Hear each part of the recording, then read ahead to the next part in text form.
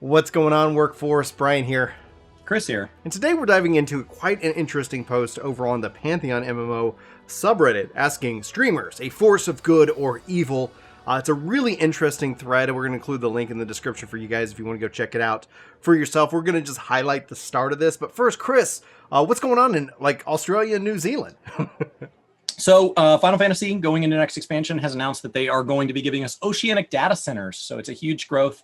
I know there are other parts of the world that would like data centers too, but this is a big move forward for a community that already has language support, that already has an active content creator space, already has active communities, already has community events, and has even had Square Enix events held there in the past, kind of. Mm-hmm. But most of their kind of on the ground help has come from the Final Fantasy 14 ANZ community, Australia, New Zealand, heading up that kind of oceanic thing. And so just to anybody that's in those realms, especially as we come up on maybe transferring to oceanic servers and the mess that will probably ensue from that, as we welcome those other servers online, I wanted to say that if you are in those communities, be sure to go get plugged in. So they're over on Twitter as ffxiv ANZ, and then they have a Facebook community as well.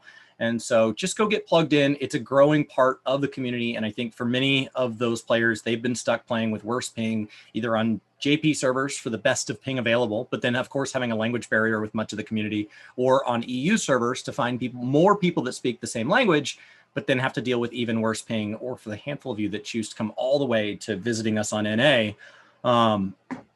The time zone alone is confusing at that point.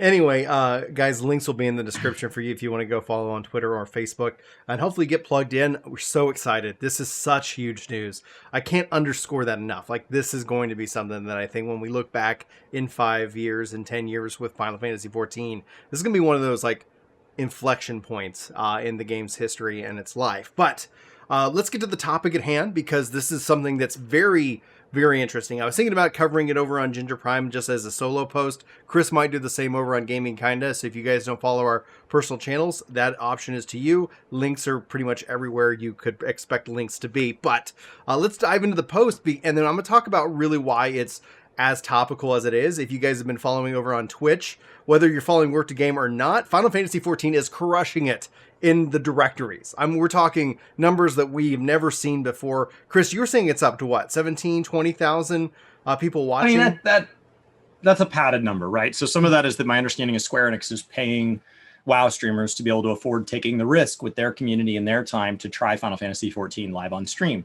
And it's introducing the game to all of the faces in their community as they go through that experience. Not paying them to like the game, paying them to try it. And some of them, as they try it, are continuing to stay in the game even after that sponsored set of streams ends. And so, of course, they bring with it the community, and the WoW community, as far as streaming goes, is simply larger. More creators, more viewers, it's just larger. The game is formatted differently and lends itself to streaming in more ways. So it's really interesting. I also heard today that even Twitch Gaming is hosting several of these bigger creators as well. So it's just like we're cool. Like in the sense of the greater community is putting Final Fantasy XIV in the front of tons of people. And that's why I thought this topic so many sprouts. Yeah, so many. I had a wait time logging in on a Monday morning. Yeah, I did as well. Well, I just got back. We were on vacation, but that's another story for another day. Anyway, Maximus Velocity posts this over on Reddit. Link in the description. Let's do this. Streamers, a force of good or evil. In the age of Twitch/YouTube, streamers and reactionists, what effect do they have on a fledgling game? I think that they provide a great hook to bring in new people to get hype and interest going, and I'm afraid that they can also be a part of the locus effect if they stop streaming and their audience goes with them. I also think by them streaming their moments of awe or boss kills, etc., they take away from the depth of the experience for people watching their stream. There were several great memories shared in the Moments of Awe post. Would those memories have been as vivid if you had already watched somebody else do kill experience that memory? Love watching streams, but is it a double-edged sword? And like I said, guys, there's some actually really interesting comments that we'll go into. Probably I will, at least I'm planning on it for a video on Ginger Prime. So I'm not going to do that here today. I'm going to just take the premise, and Chris and I are going to talk about it. So always, the question's up to you. Chris, what do you take away from this? Good or evil? What sayest thou? Well, this isn't unique to streamers. This is true across the board. Mhm. This is true anytime anybody experiences anything and shares it with another person, whether or not it's done through a streaming platform, to how many people they share it with. It acts as both an invitation into something they wouldn't have seen otherwise. Those moments of awe, even a chance to see a mythic clear, even though you're not going to do mythic, the chance to see a savage clear, even though you're not going to do savage, see that final phase transition in E12. That's a big deal. And those are moments that are locked away that you may never get to in the game. And then maybe it's an invitation from those same people hanging out as they do their reclears to say, this doesn't look so hard. Maybe I should try this style of content, and be invited in. And so being invited into the game, being invited into particular forms of content is the pro. The downside is anytime that person's a loose cannon. And so if they start ripping the game, these people aren't employees of Square Enix. And so if they have a bad day, right, and they choose to take that bad day out on the game, it has a negative impact on that community with however much influence that person has. And that's true regardless, right? As opposed to in a company, your bad day would be kind of locked away. And so the total brand would be safe from it, your views being skewed. And that has pros and cons too. So I think it's definitely back and forth. I, of course, spend 30 to 35 hours a week streaming. So like I'm heavily biased to think that there's a value add there. But I think it only has the impact on the community says it does. And now that is not an individual based mandate. If the majority of the community as a whole says that content creators have value and goes and spends time watching them and supporting them, then they have value. If the majority doesn't, there won't be enough money and those people will fade away, and there won't be enough views, there won't be enough energy. Just the comments, just the back and forth is something that fuels content creators. And if people just across the board stop watching, then that game stops getting covered. And so if you don't want a game to be covered, don't engage with its content creators.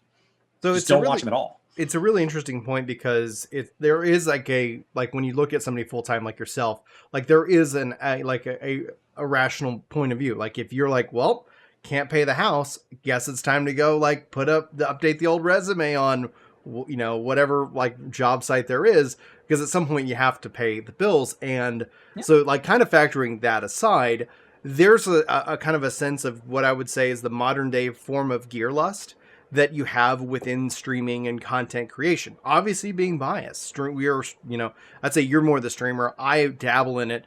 But as a pair, we're, I would say, YouTubers and content creators that we really enjoy that content.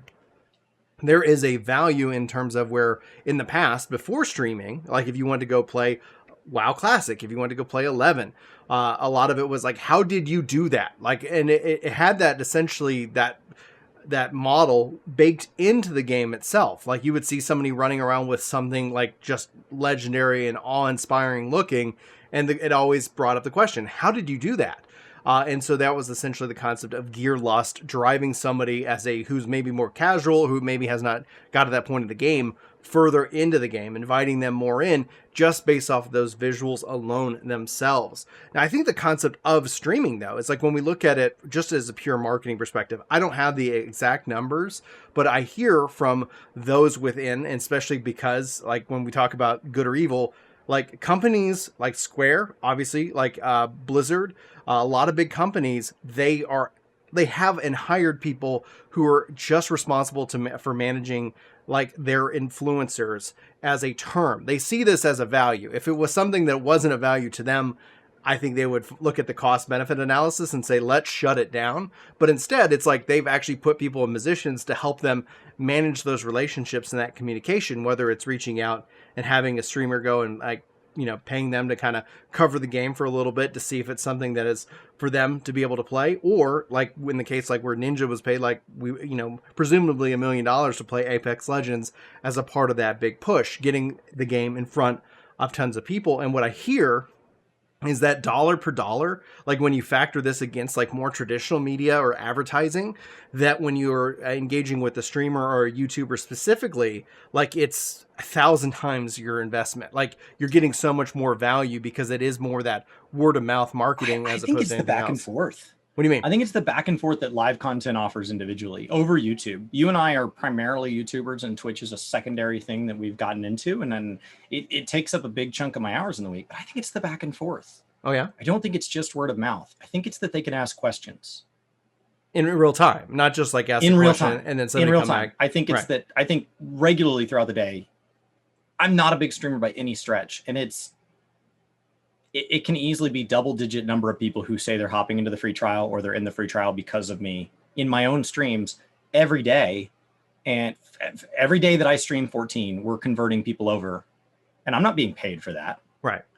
I'm not paid at all for that. And that's just happening as a result of the fact that I'm playing a game that I enjoy, and I'm there to answer questions, especially in my case where, like, for the last 5 years, the 14 community has regularly been like, oh my gosh, there's that Ginger and that guy that won't stop bringing up WoW.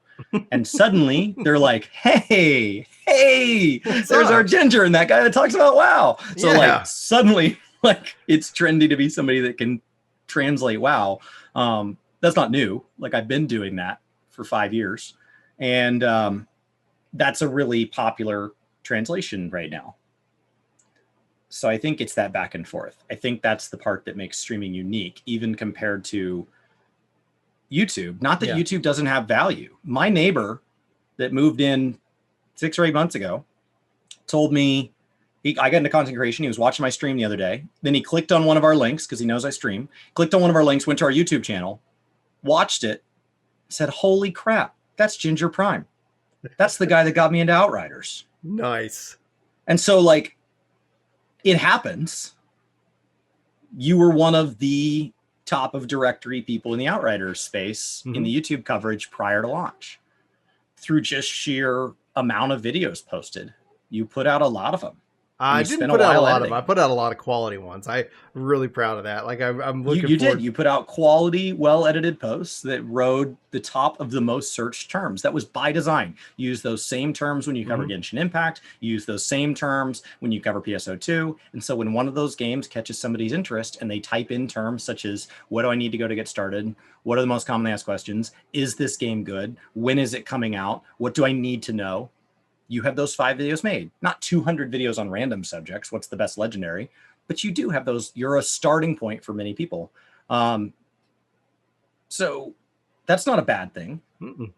Well, the question that they're proposing in terms of the discussion and the debate is that, like, am I ruining that game for somebody? And honestly, at the point where, from a streaming and a YouTube thing, I've always viewed it as they're asking for something, and then the system in the world is set to give it to you. You don't accidentally show up on somebody's stream, right? Like, you don't sit here and go like, yeah, I've never booted up my email and been tossed into your stream. Right. It's like, my computer has not decided that. So there's a sense that, like, the person who is looking for that information is the person seeking.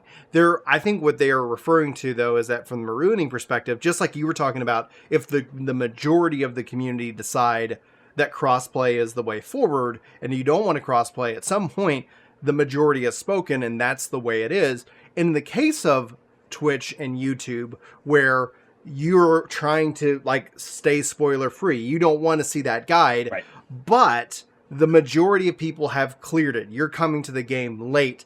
Society, gaming culture now has these tools, and they execute on them. And I think essentially the other side, kind of the subtext of what they're talking about here, is that are streamers, are YouTubers disingenuous, right? You point out, like, me putting in special, like, like, hey, I'm going to make this video. The reason I make that video is I feel like it's going to serve the greater majority of people, as opposed to how to get this one specific relic. Now, if there were a lot of people asking me, like, hey, Brian, how did you get that one specific relic? Like, I'd happily make that video, but YouTube, in my mind, is such a dialogue of somebody was saying they need X, I go see if I can make X for them. And it's the same philosophy that I've followed since day one of making individualized guides for people. And it turns out that a lot of people can benefit from that kind of focused personalization that I try to put into those, like, getting started guides. Those aren't built off of trying for me to speak to myself. They're like trying to respond to, what the community's demands are in that regards. I do think there's some responsibility on the content creators' side to strive towards being better at whatever values align with the type of content they put out. And so, like, if you're putting out content that relates to current events and stories, like, you and I have both been guilty of accidentally putting out something that people have said, hey, your content kind of appears in front of me because I watch it regularly and I really didn't want this spoiled. And you put it out on day one and it kind of spoiled it for me. I wish you'd used a different thumbnail, or I wished you'd used different B-roll. Yeah. You know, and there have been times where we've said, well, there's nothing I can do. My boss guides, for example, always include the boss. And somebody's like, well, you should animate a slideshow version that has a silhouette for the boss that shows me all the mechanics. I'm not going to do that. So like sometimes the request is like, that's not going to happen. Other times, fair request. And we are more careful with our titles and our thumbnails and when B-roll, how soon we're using trailer footage and which trailer footage and how we're focusing on that trailer footage. And that's something that's learned, which means there's new content creators in the space at any given time making their first mistake. And so like there is a responsibility there to try to be good shepherds of it. The same with trying to be accurate. When you go look at a guide, they're trying to do it at the best of their ability. You check the top comments. If I say something wrong in a video, I'm not going to take it down and refilm it for that because that's not how YouTube works. And that's a different conversation. Mm-hmm. But I do pin those comments. I pin them right to the top immediately. And I say, thank you for pointing that out. And so like, go check the top comments. And if that person's not engaging with their comment section, it'll naturally rise to the top because it'll get a lot of replies. So it's a dialogue. Unfortunately, unlike streaming or like a conversation, when you walk up to me and say hello, there's a pause and I immediately say hello back. It's interactive from the get-go. With YouTube, you and I are about to talk for 20 or 30 minutes straight prior to getting any community feedback. Yeah. And that's going to be the primary starting point for everybody engaging in that topic because the video is what drew them there and the comment section is secondary. And so it is less conversational than streaming. But there is still a dialogue. It's absolutely like when you and I say, hey, I want to cover this game. I'm really passionate about this game. Let me start with these 4 or 5 things I think can really help people. It's kind of this basic set that Ginger Prime's really made a good staple of. And then from there, I mean, controller guides are what started Work to Game's growth story. Mm-hmm. We were just putting out stuff that was failing. And then somebody asked for a controller guide.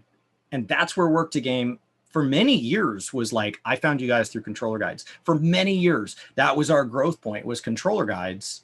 And that entirely came out of a request. I don't know that you not making or making them had anything to do with being disingenuous. You just weren't going to make them until they were asked for. And yes, you only made them because they're asked for, but not because like you're a passionate controller player. Yeah. You actively despise when a game makes you play keyboard and mouse, but like, you're not going to just make that guide until it's asked for. At this point, they've been so long-term requested that of course in Endwalker, you guys are welcome to sound off down below, but he's going to make them. I'm going to make them. Well, that's the only reason I got into doing the melee at all. Like I would do the controller guides for the tanks, the healers, and the casters. The rank, like I did Bard because that's what Julie played. Like that was like the context. Okay, cool, I'm good. And then they kept pouring in when ninja, when monk, when etc. And it was in response to that. That essentially is kind of how I've always structured that. In response to what people are asking for, that's how I've kind of responded to it. The side of it that I want to shift a pivot, kind of the theme that's in this post, good or evil in this regards. Like I don't think you can put the genie back in the bottle, right? No. Yes. Now, like maybe content creation just has this fundamental collapse at some point in the future. We've seen ad apocalypses. It was on blogs before this, though. Right. It was on blogs. It's always existed. It's wikis. Wikis are like kind of like if you look at the evolution. Magazine articles, guides that you would actually have to purchase. And here people do it for free. Yeah. But the other side of it is that outside of putting the genie in the bottle itself is that the individual, right? They bring up the point where it's like, let's say that, we have these WoW content creators and they go back to WoW 9.1, June 29th. There is a degree that what we see, and this could just be our relationship with you guys. Maybe we're just visiting. Yeah, some people are just kind of vacationing in 14. That's great. Welcome, and hopefully you come back and check it out after whatever your experience is. We kind of think of it as what's your home base MMO. And some people have made the move permanently. Some people follow us because they like us now, like that you get discovered, and then maybe you like Brian and Chris's take. Chris's WoW opinion and Brian's non-WoW opinion. I don't know. Brian likes Fantasy Who doesn't like Star. drama time? I cannot imagine Preach Gaming is not growing out of this when his Titania EX video has like 900,000 views. Yeah. And now the people are saying they're discovering us because of a Bellular post or a Preach post or an Asmon post. Like people are finding, and that's how the YouTube algorithm and discovery works. Like more posts equals everybody wins. In my mind, at least that's how I view YouTube, as collaborative rather than competitive. But and they go back to playing it. There's always going to be somebody who is watching for the game and not the content creator. And that's perfectly fine too. We see that You know, we say that a lot when you're playing, like you're learning PSO versus when you're playing 14. The numbers clearly reflect that. And that's perfectly fine. Like, I don't think we want to be somebody who says, show up for whatever. Like, I don't care if you like the game I'm playing. You know, it's like, I think it's more, like you said, that relationship, that conversation, that dialogue. Yeah. So that's just something I thought. So I would turn the question around to you. Okay. Is our communities and responses good or evil? Because it sounds like the content you're doing and the content you're making, both the act of like, hey, I have 10 videos to make, which one moves up the line, but also how you play. Do you even like melee jobs at this point? Have you found joy you didn't know was there? Like, is there some impact the community's having on you, good or bad? Oh, I would say from a good perspective, yeah, I've discovered Samurai. Really have enjoyed that job. Dragoon's okay. And it's not, and I know there's Dragoon mains out there, but like when I compare the two, I really said, oh, if I was going to main a melee DPS, Samurai is my choice. That's not to say any of these other choices are bad. And, you know, like, no, like if you're loving your, like, it's all like the best job, the best DPS that you can do on any job is the job that you like playing. Like, that's the secret sauce. If you like playing, you're going to become the best at that job. It doesn't matter what the numbers, you know, what people, you know, say it, because you're having fun with it. But no, I've definitely been exposed to a lot different viewpoints within the game itself. We get exposed to a lot of different viewpoints in the comments. And the biggest, though, the reality truth is the biggest impact on the way I play games today is my kids, you know. So it's like, I need games that are accessible, meaning I can get easily into them and out of them. I need and available, like wherever they are. That's where like cloud gaming has been a huge benefit. That's where I do love that I can play games locally, like an ultra widescreen now on my PC. But that's an experience that's reserved for coming into this room and actively saying, all right, I'm going to do X. And I don't get to do that all the time. I haven't played. Julie and I got to sit back. I said to teased a little bit. We went on vacation. We got to kick back and play Peggle. Like, we just kicked back. We turned on some podcasts. And we literally were just like crushing Peggle, high scores and different achievements. And like, but we're having a good time. And we're just kind of like, that's what we did. That's, you know, not the whole time, but that, you know, that's what we did some evenings when we were just kind of relaxing. And it was a lot of fun. I play games differently than I did 5 years ago. And the nice thing about with 14 and the stuff is that I know with Endwalker, I don't have to level up a job from 1 to 80. I don't have to do that. Like, I'm already staged and ready to go, right? Ready to roll into the expansion. And then essentially I can kind of turn on that gaming mode, almost like you kind of think of it now with computers. All right, gaming mode engaged. Boom. And then I can turn it back off. I can scale back and I can have a little bit more balance in my life, which is really enjoyable, but it does not lend itself for me as a full-time streamer. I can't do what you do. Maybe when the kids are grown and the less diapers need to be changed. But right now it's like, if I tried, it'd be like, oh, excuse me, guys, excuse me, I'll be right back. And you experience that hands-on with me whenever I'd hang out with you in voice on stream. Brian's here. Oh, he's gone. Right. It's just different. It is. Our stream runs a lot more like a radio show. And so it's hard to have a radio host that steps in and out. It's just not really primed for that. There are other stream formats that work better for it. I just wondered.